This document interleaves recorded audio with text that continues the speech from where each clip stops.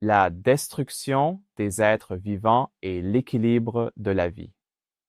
Kardec explique que la destruction des êtres vivants les uns par les autres est une loi naturelle et nécessaire à l'équilibre du monde matériel.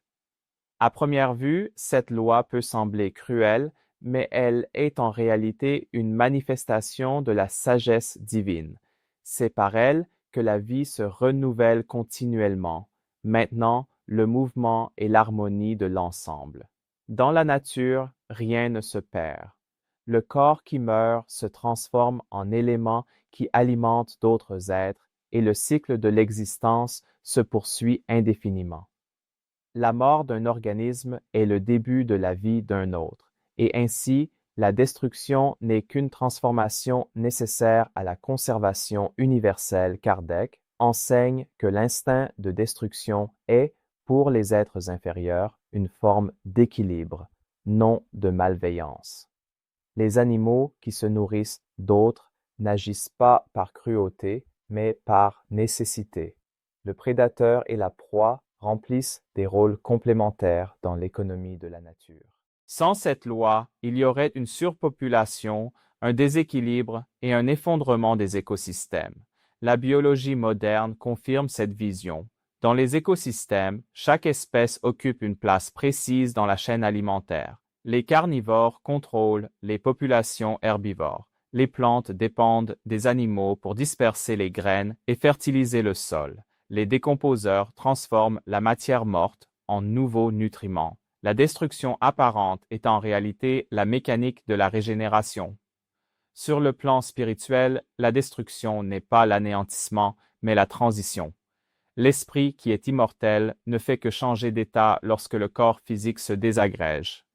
Ainsi, la mort est un phénomène de renouvellement, le retour de la matière à la nature et de l'esprit à la vie spirituelle. Rien ne se perd, tout se transforme. Kardec souligne qu'à mesure que l'esprit progresse, l'instinct de destruction cède la place à la compassion et au respect de la vie.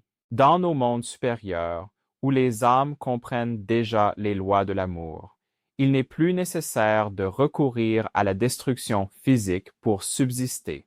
La nutrition se fait par des voies plus subtiles et la coexistence repose sur la coopération. La loi de la destruction, donc, est transitoire.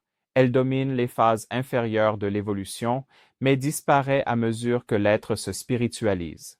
La science moderne renforce cette idée en montrant que la vie sur Terre évolue de la compétition à la coopération. Dans les systèmes écologiques complexes, plus ils sont développés, plus il existe d'interdépendance et de symbiose. L'intelligence de la nature conduit tous les êtres vers des formes de coexistence de plus en plus harmonieuses. Par conséquent, la destruction sur Terre n'est pas une erreur de la création, mais un mécanisme de progrès. C'est le moyen par lequel la vie se renouvelle, les espèces évoluent, et l'esprit apprend à travers les expériences à respecter la loi universelle de l'équilibre. La véritable compréhension de la vie commence lorsque nous cessons de voir la mort comme une fin et que nous la percevons comme une transition. La destruction, dans le langage de la nature, n'est qu'une transformation par laquelle l'amour divin renouvelle le monde. Si ce message vous a offert une nouvelle perspective sur la vie, partagez-le, car comprendre le but de la destruction est la première étape pour apprécier encore plus le miracle de la création.